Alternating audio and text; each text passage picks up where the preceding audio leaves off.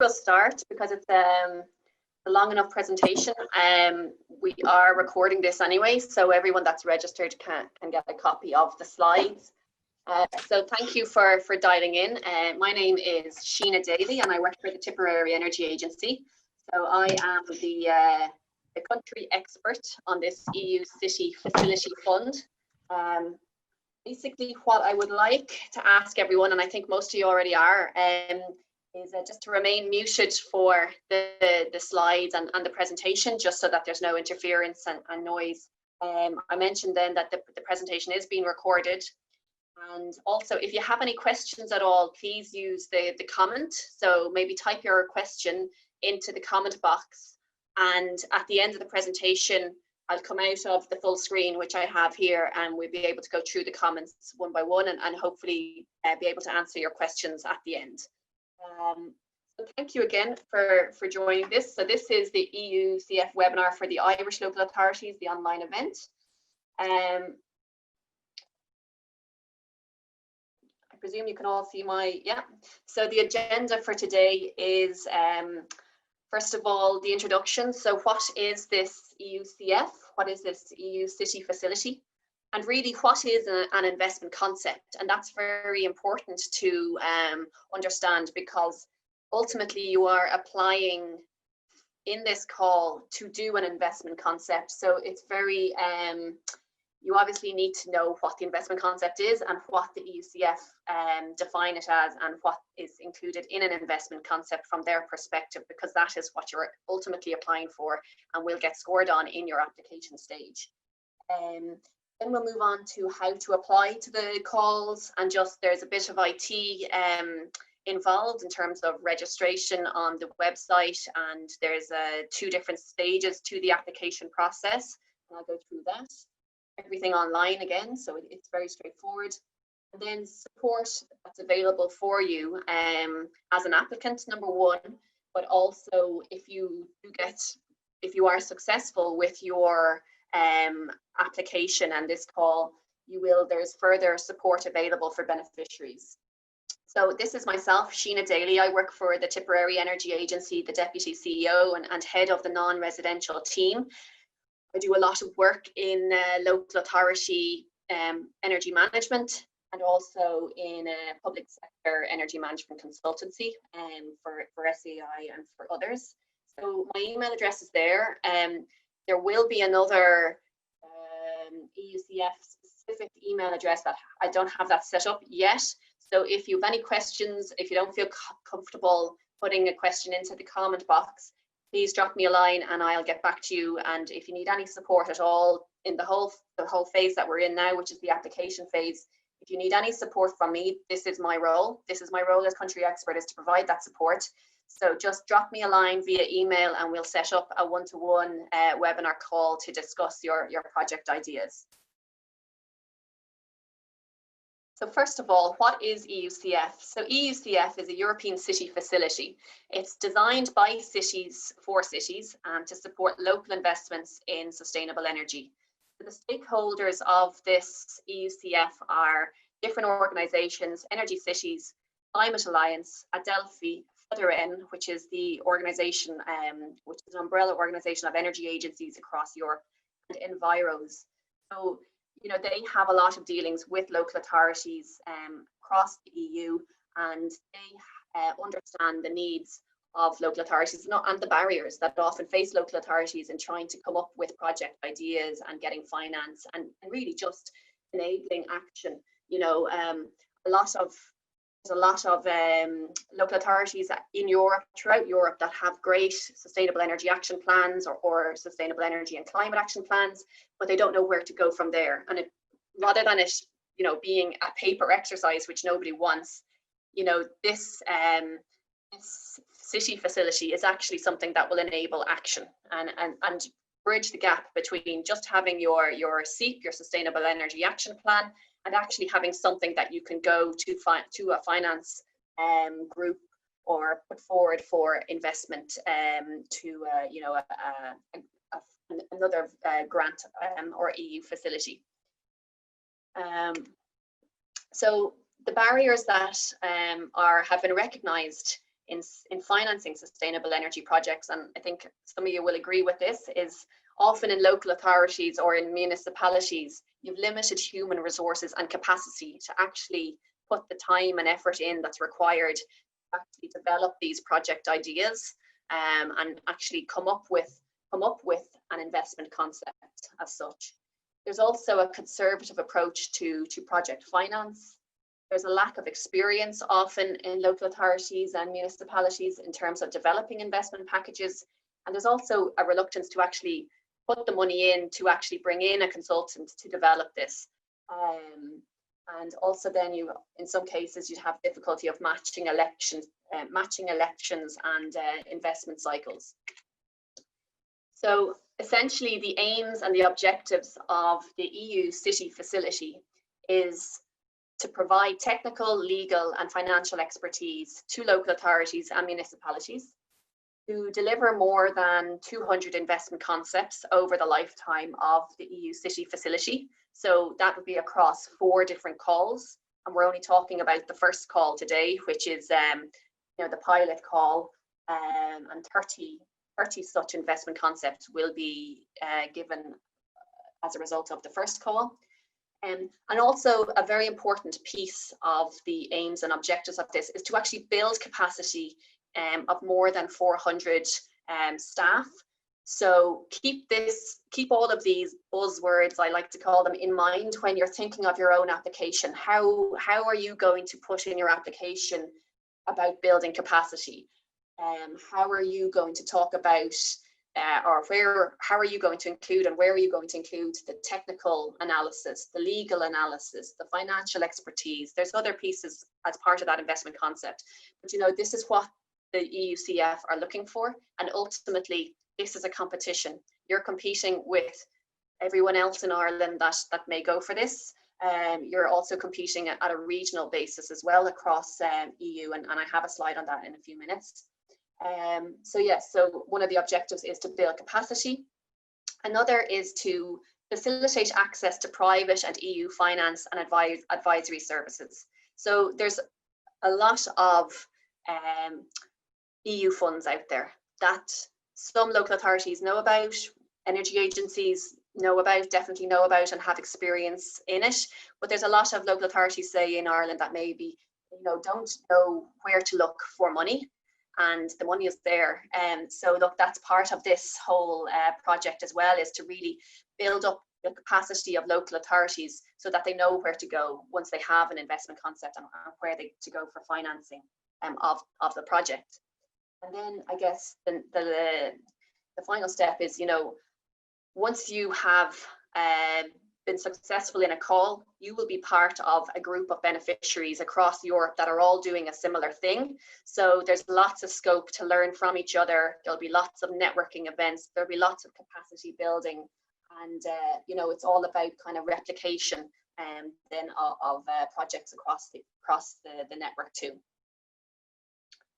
So the added values are to maximize impact and financial leverage of individual projects, to aggregate opportunities by region and technology, so to create links between cities and the investor community, and to facilitate EU-wide activities with cities and energy agency networks. So again, these are what the EUCF are looking for. They want you to be able to, if you're a small local authority, maybe look at, for example, if you were a small district and you had one project in mind, think about what other projects may be in that same district. Don't limit yourself to just public sector, local authority building stock. This fund is available for private housing. It's available for, commercial buildings, not just private sector. Sorry, it's not just public sector. So don't just limit your scope to what you think is a local authority owned building, and that's the only thing that you can work on. You can extend this to community groups, to large energy users in your area, commercial businesses, schools, anything, and the more aggregation, the better. You can create links between the cities and the investors, as I mentioned already, and there's also then obviously the networking that you'll receive if you are successful in the call. So again, the support is available for everyone. They call it cities in the EU, but you know, local authorities, municipal districts, you know, through the country expert, which is myself. So my role is to support you in the application. And then once you have hopefully successfully gotten the application through, I'll also be available to support you in designing the investment concept, and also at the final stage in terms of trying to leverage on the investment concept. So there's a lot of support out there. The first call, I've mentioned this, foresees the financing of 30 investment concepts in the first phase. There's 213 investment concepts anticipated to be financed overall across 4 different calls.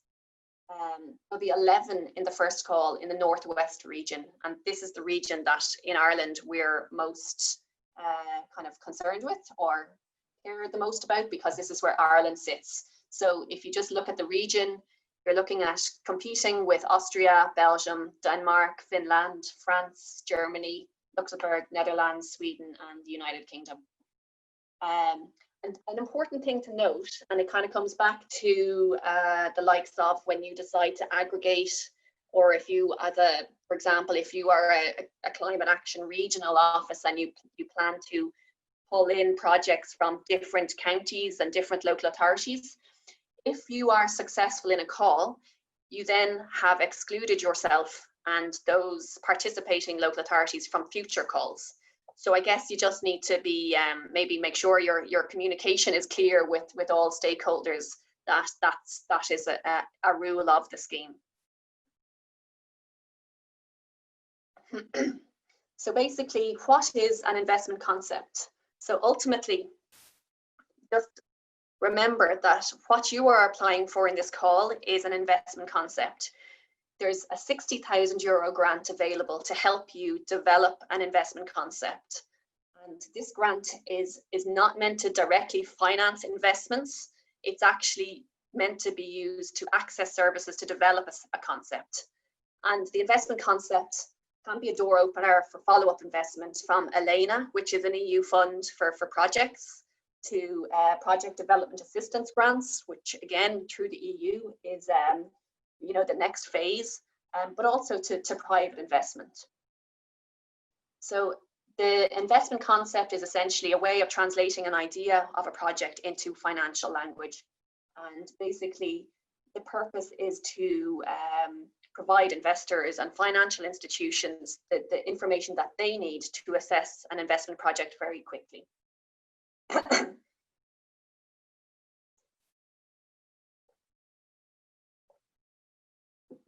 I'm sorry. And also the purpose is to go from having a SEEP or a CCAP or a plan for the area to actually you know, something more concrete. So it's actually a project idea that is fully costed, fully assessed for legal implications, for marketing, for socio-economic aspects. So it's a good opportunity if you're at that level. And I have a slide here of what the structure of an investment concept is, and this is what the EUCF would expect you to do. So if you were successful with your application, this is what you need to deliver for, and you're given 12 months to do that. So what it is you obviously need to know what your project is, what your total investment planned is, the funding sources, the location of the planned investment, the municipality and the local authority or grouping, the sectors targeted, the overview and objective of the investment, the estimated costs and revenues, the economic viability, and the expected impacts. And there's a whole list of supporting documents that should also form part of the investment concept. So the structure of the template is really, you know, what is the description of the planned investment? Who are the promoters? Who are the local stakeholders? So, for example, in the case of a local authority, you know, that might be reaching out to the communities. You could have several community groups being stakeholders. You could have the local school, the principal, the board, You could have GAA clubs. You could have, you know, the big multinational might be part of this. You could have office buildings. You know, again, you know, it's wider than it can be wider than just public sector. The legal analysis of the investment. So, for example, if you were going to be looking at, for example, something that required planning permission or grid connections, or if you obviously public procurement will fall into this. How would you do the procurement? Do you need to think about, you know, if you're aggregating different local authorities, how does that procurement work? How would you set up a centralized sort of place for procurement? I don't know the answer. The economic and financial analysis, that's straightforward, and then your investment roadmap is like a Gantt chart. That's ultimately what you are planning to do with €60,000. You're coming up and you have 12 months to do it. That kind of gives you an idea of what you need to apply for, because if you know what they are expecting you to deliver, you know what they are, what will be kind of evaluated. So again, this is just a bit more information here, and the description of the planned investment project, so the objectives, the project background, market analysis, again, so maybe market research is part of your application, you have the money allocated to that, summary of expected impacts, replication and or upscaling potential, and summary of the investment components. Who are the stakeholders? We've mentioned that. The risk profile of them, who owns the assets, the management structure, legal analysis. Again, I kind of gave you the examples of, you know, public procurement, of planning, of grid connections, economic and financial analysis. So estimated costs and revenues for the investment project, economic viability, risk and mitigation measures, envisaged financing approach and funding sources, and then your investment roadmap, which is like essentially like a Gantt chart, and your activities by date and time period to show that, you know, we're going from the point of finishing your investment concept, what are the next steps? So just, sorry, I should have said that from the start, that there is a really excellent resource in the EU City Facility website. In particular, there is a guideline for applicants that has all of this information in it, and lots of, you know, descriptor text. So it's all very clear, and there's much more background text in that document than I'll be presenting today. So please go and reference that document and look at it, because it'll help you with your call and with what they're looking for. So just as an example, the following supporting documents are referenced in the investment concept template. So your CEAP and your CCAP, that's your project background. Generally, it should flow from the top down. So you've done this big energy action plan for the area.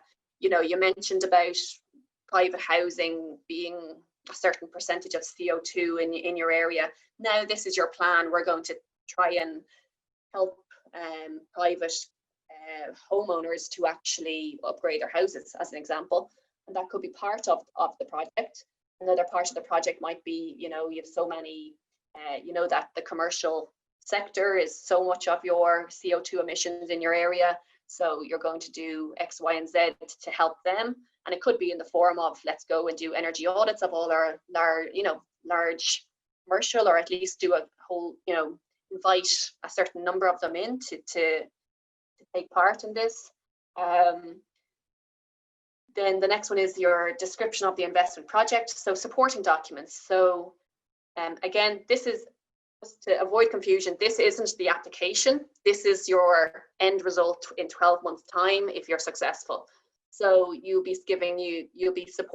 might have supporting documents such as energy audits, or, you know, feasibility studies of certain technologies. So that then tells you, okay, I need to include 4 energy audits in my application, and I need to include 4 feasibility studies.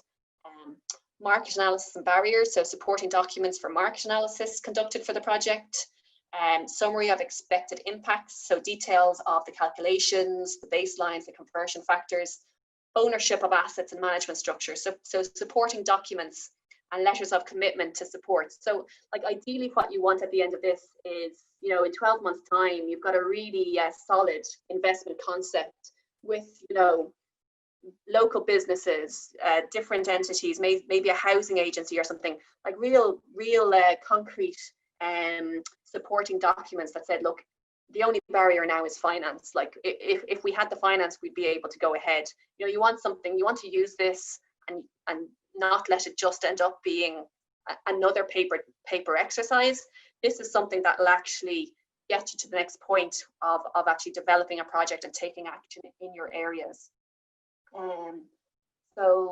Again, stakeholder analysis, legal feasibility, you mentioned that. So again, you might allow for some time for someone who has a knowledge of all the legal aspects to do some sort of analysis during the investment concept phase, estimated costs and revenues, and then economic viability and your work plan. So I hope that kind of gives you an idea of what you need to put in your, or what you would eventually, or just to, sorry, I hope what this does is it gives you an idea of what should be included in your investment concept, so that when you're thinking of your individual projects, you can sort of tick every box and say, okay, this needs to be included. And so we need to include this in our application form then. So how can you spend the €60,000? So you can spend it on feasibility studies, on engineering analysis, on legal analysis, on social studies, on market studies, marketing studies, and on financial analysis. You can use the money for internal staffing, or you can use it as subcontractors or contractors. So that's what you can spend the money on. What is interesting is what you cannot spend the money on, and this might scupper a few plans out there. But you know, the next list is really their sort of pieces of work that will be included at the investment stage. It's not an investment concept. If you're using the money to go for planning permission applications or grid applications or carrying out environmental impact statements or public procurement, like you can't use it to pay a contractor to do public procurement on a project that you have planned, because that's a later element. Or you can't do a detailed design on a project like mechanical and electrical. So you can't use the 60,000 for those things. So that might be just of interest to some of you out there that have already thought about what projects you might be kind of thinking about for this investment concept. Okay, so calls for applications. So this is the first call. I mentioned there's going to be 4 in total. So the closing date for applications is the 2nd of October 2020. But what I would urge you to do is you can register now. So you just, there's a slide on this. So you can register your interest, you can say you're eligible, you can tick the boxes to say you're eligible, and we'll just go through that eligibility criteria now in a minute. And then you get access to the online application, and there's further supports online, but you have to register to get to that point. So I'd say if anybody is, you know, seriously thinking about applying for this money and this grant, that they actually register, just so that your interest is registered on the site. At the moment, there's been no registrations from Ireland yet. So I'm hoping after this that there will be. So this is the, I guess, the journey. We're sort of between the stages of 1 and 2 right now. So obviously this is a webinar in a pre-application phase. The call is open, and it's open, as I said, till the 2nd of October. So you can actually do your eligibility check, and you can download the full application, and you can even submit an application if you're ready with your application. So there's actually a longer period than 2 months in phase 2, just at the moment, just because of COVID. So that's why it's open until the 2nd of October. But then after that, I believe that all of the rest of the stages are in line with these timelines. So there'll be a grant agreement phase, which is a 2-month process. So that should bring you up to really kind of the end of the year, December time. And then there is the 12 months then to develop the investment concept. So when you get, when you're told that you've been successful in the investment concept, you will get 70% of that €60,000 into your bank account. And then it's not until after 12 months when you have sent in your investment concept and it's been validated and all of, it's up to the correct standard, and you've done everything you said you were going to do, that you get the remaining 30%. So I guess the other kind of important thing to think about is when you are putting together your application, just make sure that €60,000 covers the amount that you're saying you're going to do. Otherwise, you could find yourself in trouble and trying to figure out how to actually get it finished. So they want it to be ambitious but be realistic as well, I'd say. So what is the overall application procedure? So your eligibility check, and when you say yes to all those questions, you have access to your full application and the supporting documents. So at the eligibility check, which is when you register initially and you tick the box, you don't have to give supporting documents at that stage. That just gives you access to more on the website. But when you're going to do your full application, you need to have your supporting documents for your eligibility check for those questions. So these are the eligibility questions. So are you a municipality or local authority or grouping of those? Is your municipality, local authority or grouping located in the EU or the UK? We're in the EU. Does your municipality or local authority have a politically approved SEEP, CCAP or plan of similar ambition? So the targets, a lot of local authorities or some local authorities are working on their CCAP now, and their target, they're looking at the 2030 targets. But what is acceptable for the EU city facility is if you had a SEEP and it's obviously expiring in 2020 would have been the original SEEP. That's also, eligible. So if you have that's good enough. But also a plan of similar ambition. So if you never really had a SEEP or a CCAP, but you do have an area plan and you have everything that is required of that, similar to the information that you put in a SEEP, you can actually submit that, and the evaluation team will just check that lines up with what a SEEP would include. Now there are, an Appendix A is on the website and it shows you what a SEEP should have in terms of information, so you can check that out. Will you be able to provide proof of political commitment to develop the investment concept by your mayor or other political representative? So that's obviously an elected representative in your area. So yeah, it's just a letter of support from that person and you need to provide proof of that. And then you also need to tick that you'll commit to the EUCF monitoring period of 2 years. So all of these are pass-fail. If you, like I said, you can register, you can tick the box on all of these to say, to get into the online application and the more supporting documents. But if you don't have your supporting documents and you can't prove that you have all of these, then it'll be a pass-fail and you won't get through the evaluation process. So your full application form is to be filled in online, like I said. So it identifies the applicant. It's a section there on the development of the development of the investment concept and then the implementation of the investment project. Supporting documents I mentioned already, like your SEEP, your CCAP, or a plan of similar ambition needs to be uploaded. A letter of support needs to be uploaded. So that's of a local politician or county councillor in Ireland, or city councillor obviously, and then self-declaration form by a representative of the local authority or its groupings. So like I said, you can combine and aggregate, and that is very much in line with what the EUCF is all about. The whole thing is that what they see is smaller local authorities or municipal districts find it harder to actually bring their projects to fruition because the projects are of too small a scale to be interesting to the big financiers in Europe or the Elena Fund, for an example. So you kind of have to think big, you have to think of aggregation. If you are going down the route of that, you need to assign someone. One of your local authorities is the lead applicant. And if your lead applicant has a SEEP or a CCAP or a plan of similar ambition, that will actually stand for the full group. So that's an interesting thing to note.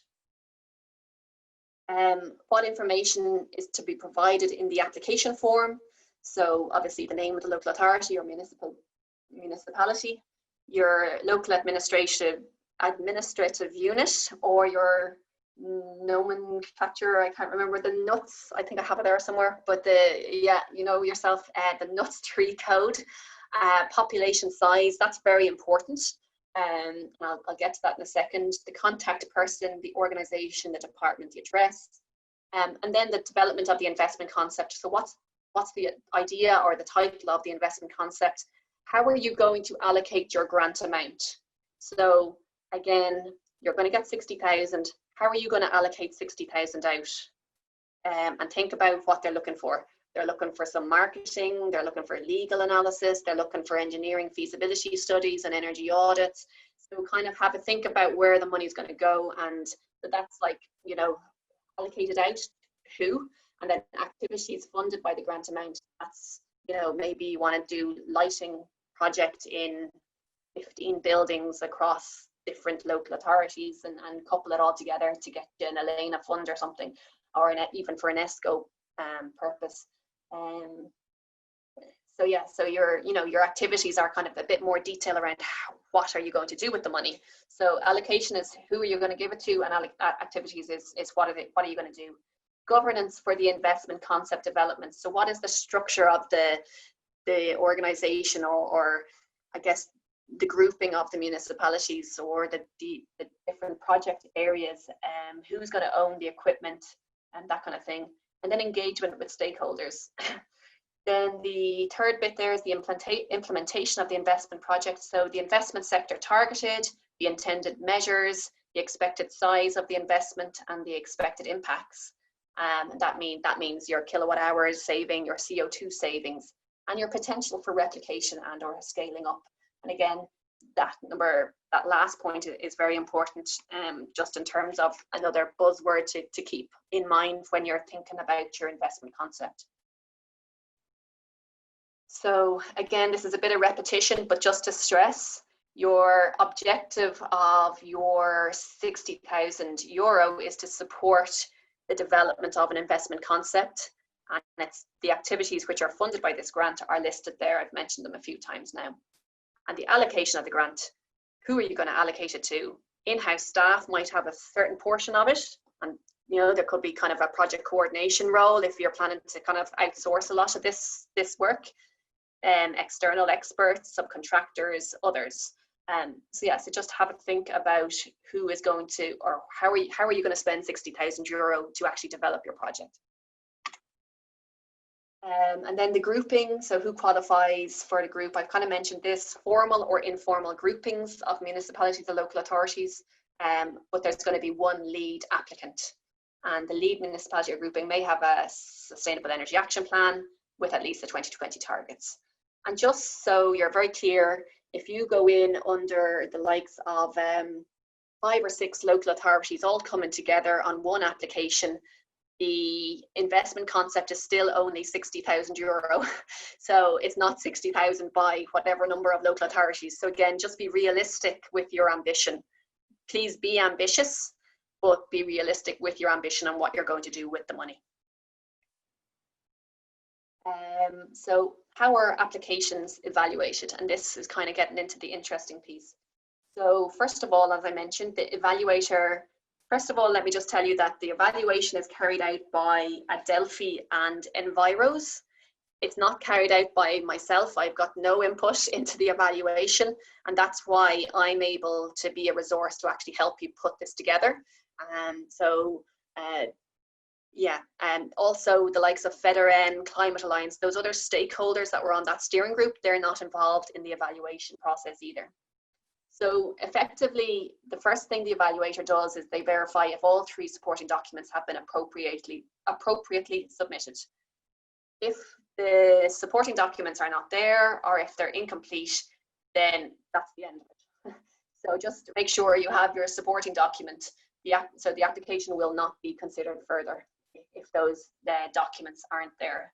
So you had your eligibility checks, then you need to prove that those eligibility things that you said yes to actually are in fact true.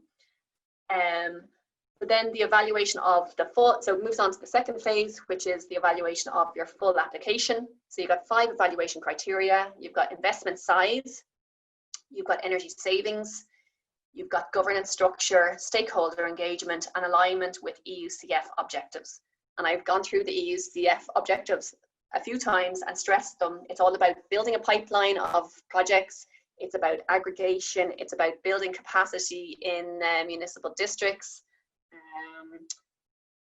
Let's see, it's about providing, you know, getting technical expertise in that otherwise isn't there. So just, you know, look up that applicant guideline, make sure you know the buzzwords that, you know, are required of this application, and make sure you, when you're writing your application, that you're referencing everything that they want to see. It's a bit of an art to it, but, you know, obviously, hopefully I'm here to help, and I can review things for you and support you. So about the scoring, what is really interesting is that, yes, they want really ambitious projects. So that means that for the 2 first points, investment size and energy savings. So they want really ambitious, big investment size projects, and that's kind of what you're competing on, but also lots of energy savings as well, and that's also what you're competing on. But both of these points have a quantitative and also a qualitative aspect to them.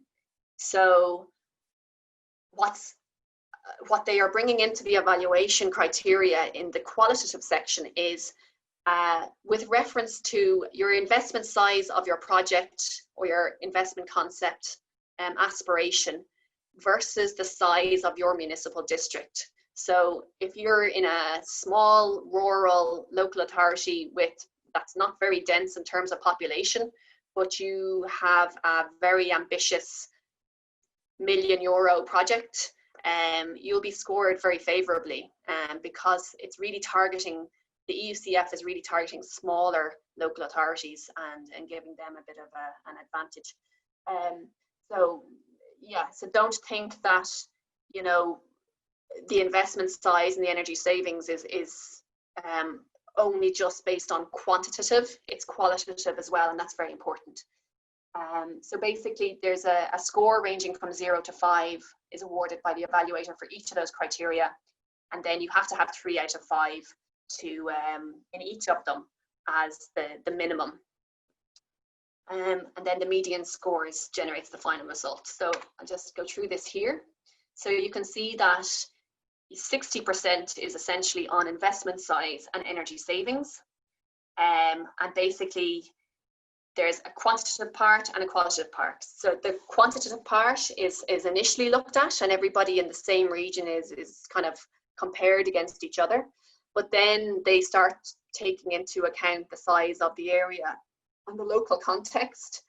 And and also don't think that, I guess, don't inflate your applications by a crazy amount to say, oh, we're going to do 10 million euros worth of projects, and, you know, because, you know, they could look for supporting documents to say, where did you get the 10 million from, kind of thing.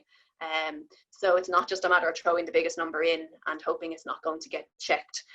So just be realistic with the investment size and the energy savings as well.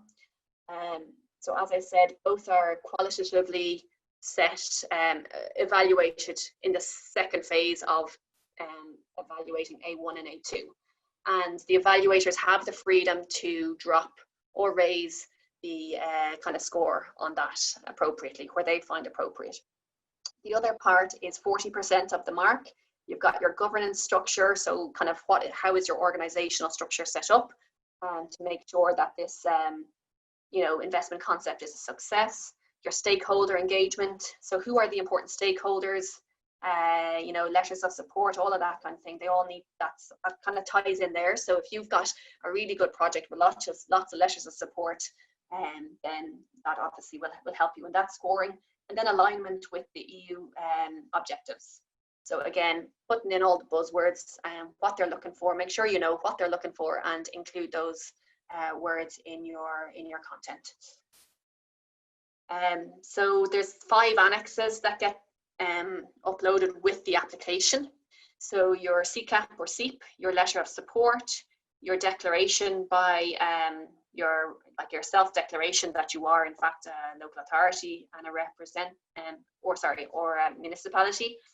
But also, this is the interesting bit, Appendix D and E are your expected energy savings and your expected size of investment. And just to give you an idea, the Excel sheet is very easy to fill in. So, you know, they're looking at projects in public buildings, which are energy efficiency or renewable energy. They're looking for residential buildings. They're looking for building integrated renewables, district heating, smart grids. Sustainable urban mobility is also something that might be of interest to some local authorities out there in terms of doing projects. This could be around public transport or EV infrastructure, or just getting cars off the road in terms of developing maybe even, you know, cycle paths and walking to work, those kind of things. You know, anything that obviously there's a cost obviously with developing cycle paths, but there's also a huge, you know, energy saving if you can get rid of the car. Innovative energy infrastructures, that would be around water or public lighting. So this Excel sheet is very easy to fill in. You know, you talk about what your investment component is, and this is just an example, your description of your investment concept, so retrofit lighting in 10 buildings, for example, the type of energy saving measures, replacement, you're saving electricity. Look, these are just random numbers I threw in just to show. But what might be the case is, say if you had 1 million kilowatt hours saving for something like that, you know, the evaluator may come back and say, okay, you mentioned 1 million kilowatt hours, you know, can you send supporting document to you know, justify that million kilowatt hours? So this is the only thing they look for in the application, but they may request further information. Similarly, your calculation log on your expected size of investment. So again, remember back in the slide I said that there were certain things that you couldn't include in this 60,000 grant. You can include all the professional services that are required to enable a project at this stage. So in your investment concept, investment or your project, you know, you could include for detailed design, you can include for procurement, you can include for the likes of, you know, your planning permission or whatever you have to get. So, you know, that's all part of the overall project cost. So just don't omit that. It's not just the capex of material and labor that needs to go in here. You can put all of the professional services that are part of the project as well. And again, there is, you know, it's a straightforward Excel sheet to fill in here, not very time consuming, but just note that there could be a question come back on, please send on supporting document to justify the costs. So just be wary of that and just keep it realistic. So I think we've gone through this already. Yes, so we're at the application phase now. Once you get into grant agreement phase, you get 70% of the money.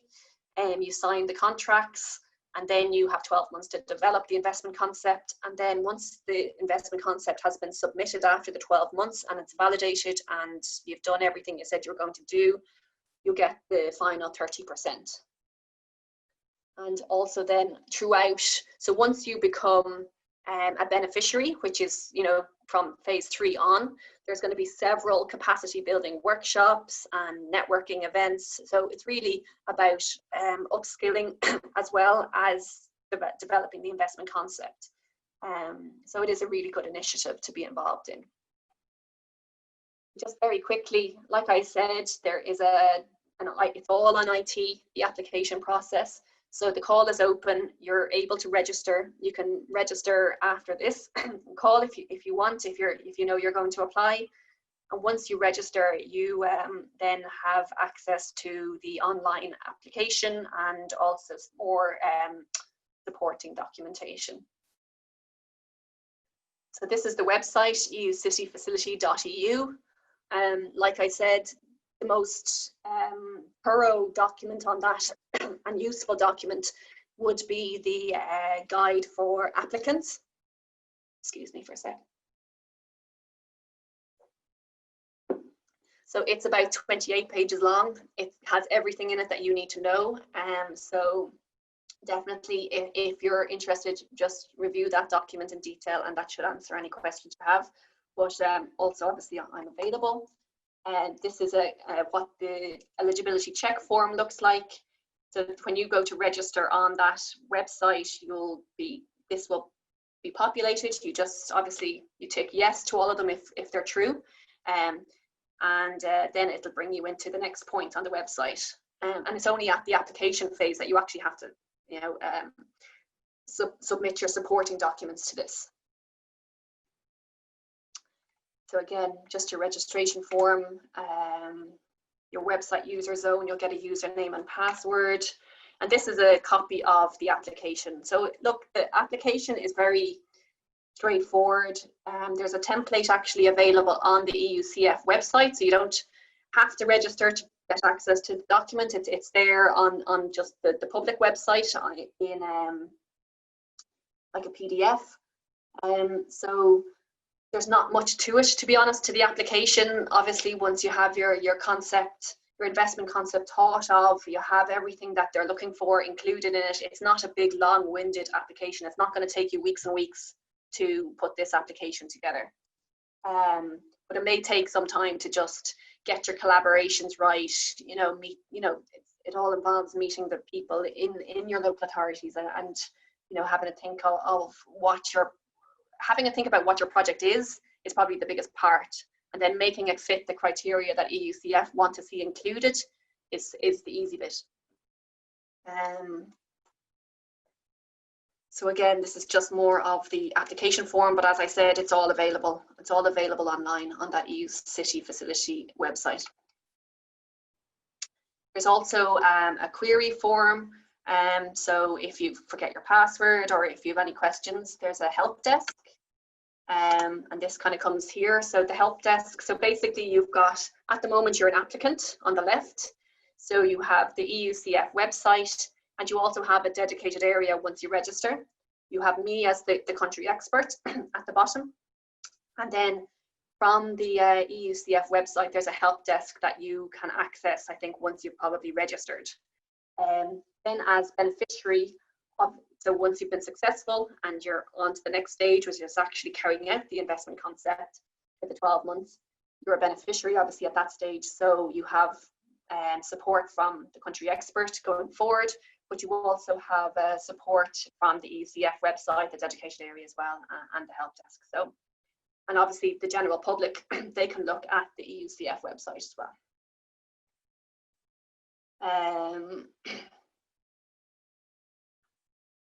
So this is just about how to contact the help desk. So if you've already registered the EUCF website, you just log in. And if you've not, the EUCF website, as I said, is a really good website. There's lots of resources. There's lots of frequently asked questions.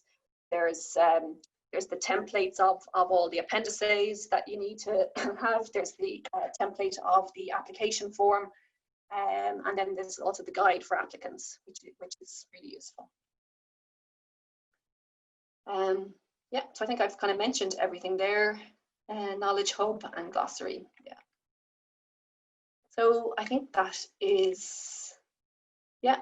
So this is the last slide. So obviously I'm here to support. If anybody missed it at the start, I work for the Tipperary Energy Agency. My work email address is sheena@tipenergy.ie. I may have another EUCF email address going forward, but you can use that one for now.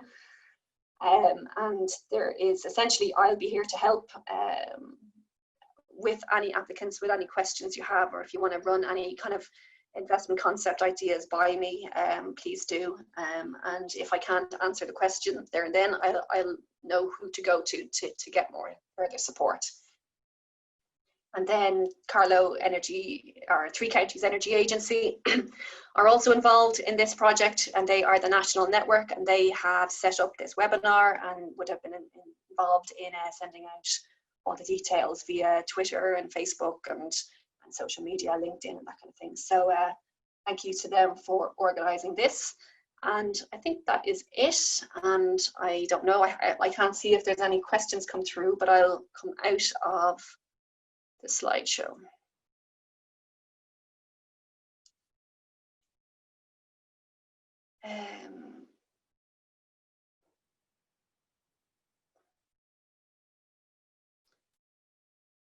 Now if I stop.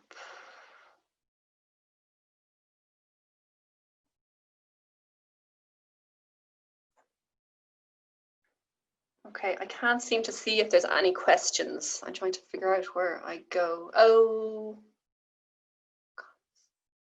I need to probably stop sharing 1 second.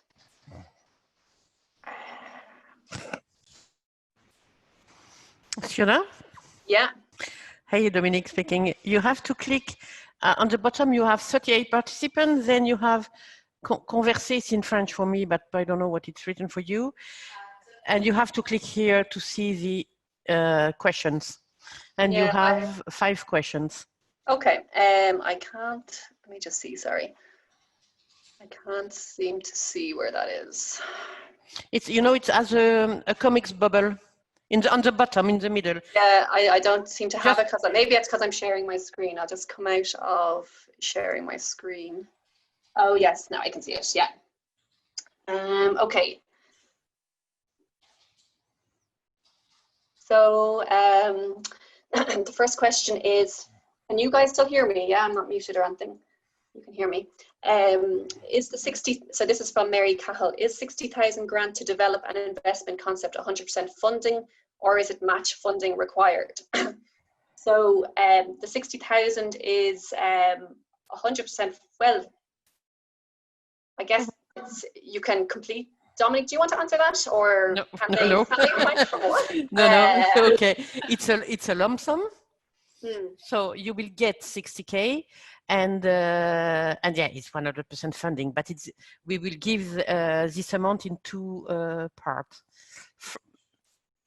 It will be the first part at the beginning when you have been accepted before starting the investment concept, really, and that it's 60 or 70%, and then the last 30% will be at the end, depending on the quality.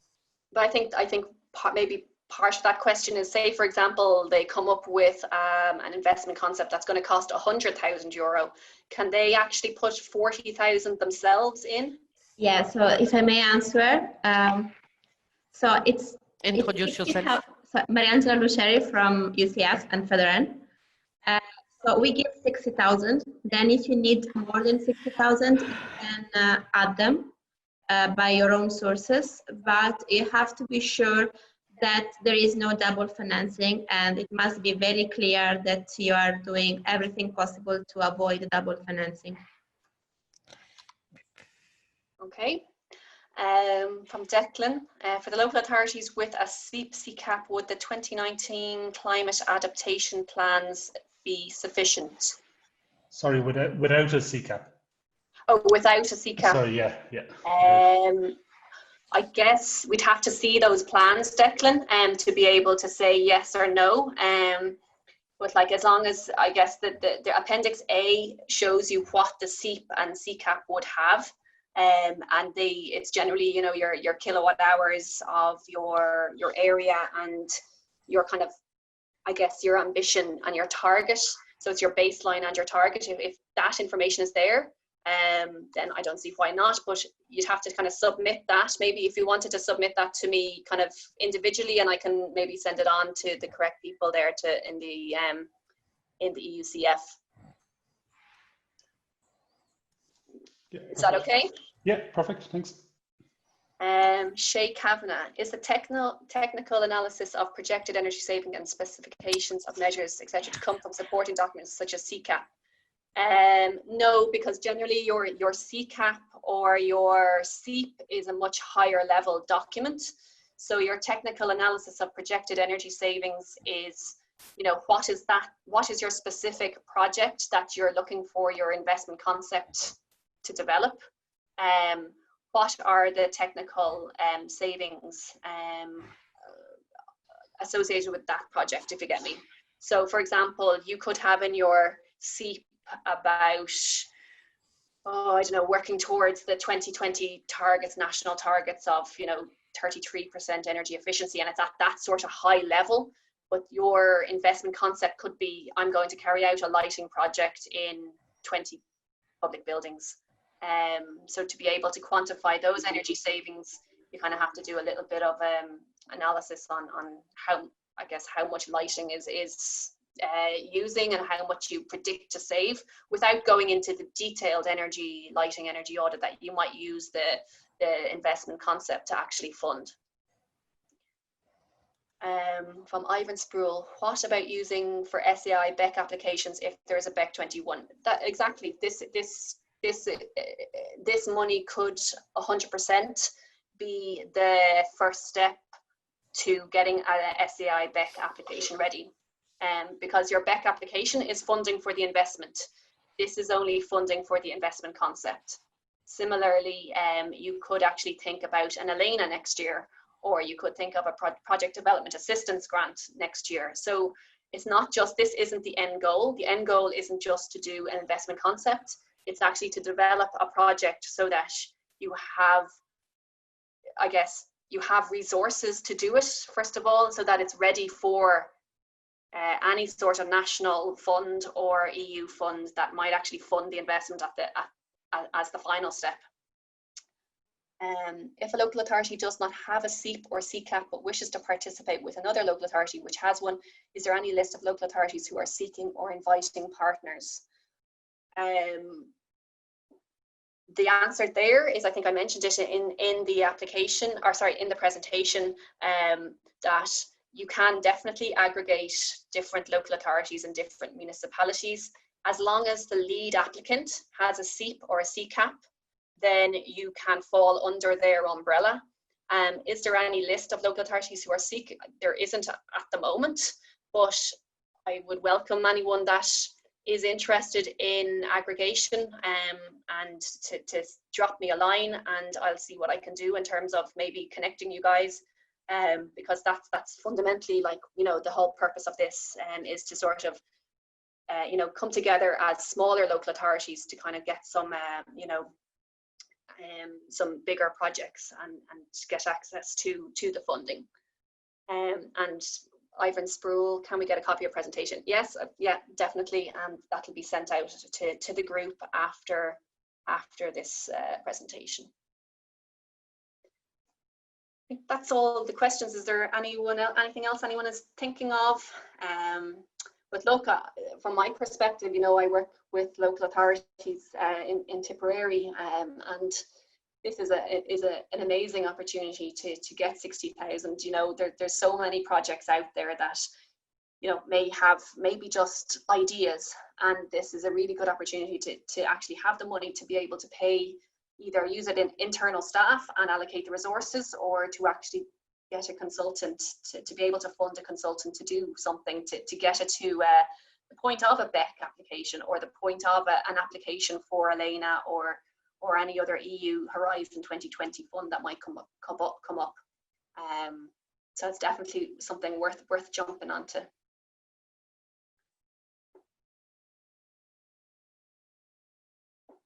So as I said, I think that the presentation has been recorded. My colleagues there in Three Counties Energy Agency has a list of everyone that attended.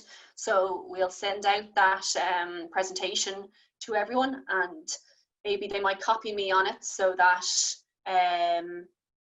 you know, you'll have my email address again. So it's sheena@tipenergy.ie.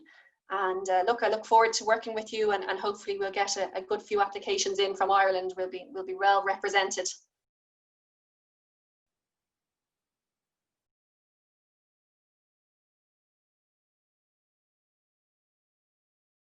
Is that okay? That's brilliant. Thanks, Sheena. Okay, all right. I'll sign off now. It's very strange being the only one talking, but listen, thank you so much for attending. We had a really good turnout, and yeah, please don't hesitate to contact me if you have any questions. All right.